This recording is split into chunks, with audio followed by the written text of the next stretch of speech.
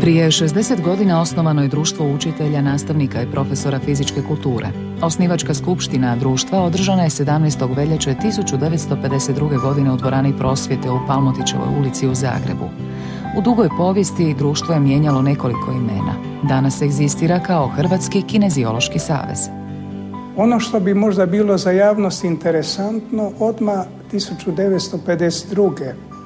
je izdano prvo glasilo pod nazivom Bilten, a već 1954. godine značka udruženja. Dalje za povijest naše udruge je sasvim sigurno važna godina 1982. jer je tada usvojen prvi etički kodeks. Pa zatim 1987. adresar, gdje smo ustrojili popis koliko zapravo nas ima, svih članova ovoga društva, i onda definitivno 13. prosinca 1990. godine kada smo usvojili prvu zakletvu pedagoga fizičke kulture Hrvatske. Bila je to prva zakletva pedagoške struke uopće. Osmišljena je po uzoru na liječnike. Razlog je bio samo jedan.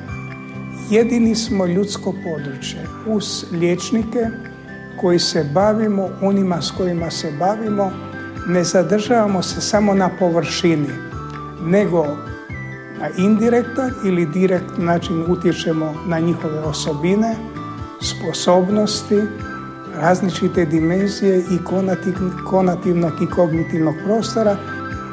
Ovo društvo je u svakom slučaju odigralo veliku ulogu u razvoju nastave tjelesnog odgoja u Hrvatskoj. Što se tiče same struke, vidite, tu se zapravo, zahvaljujući razvoju naše supstratne znanosti, najviše promijenilo. Najviše se promijenilo u onim temeljnim stvarima koje su temeljne za kvalitetnu nastavu tjelesne i zdravstvene kulture.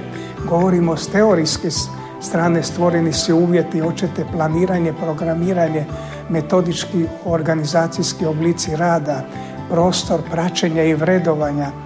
Danas vidite, mi imamo u svim školama u Republici Hrvatskoj inicijalna, tranzitivna i finalna provjeravanja. Prije, zahvaljujući kompjuterima uz ostalo, prije to bilo nemoguće. Dalje, učenici imaju na dispoziciji puno veće mogućnosti. Prije bilo i sredstva, da ne kažemo od onih banalnih stvari tipa lopte i tako dalje. Zahvaljujući angažmanu društva učitelja, nastavnika i profesora fizičke kulture, u području tjelesnog odgoja napravio se veliki iskorak. Mi danas imamo 2 sata nastave tjelesne i zdravstvene kulture. Mi smo tada imali 3 sata nastave tjelesne i zdravstvene kulture i još plus 2 puta 60 minuta tjelesnog vježbanja tjedno. To znači, za svakog učenika u Republici Hrvatskoj bilo je omogućeno 5 sati redovnog tjelesnog vježbanja tjedno. Dakle, ono što zapravo djeci nedostaje. Ili drugi primjer, mi smo u području plivačkog opismenjavanja.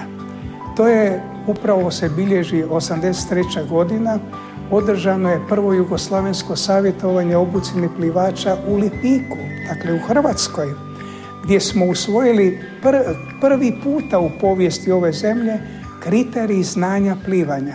Tko je to plivač, tko je plivač početnik i tako naprijed. Sjeća se gospodin Findak i svojih početaka u Kutini, kad dvorane za tjelesni u osnovnoj školi nije niti bilo.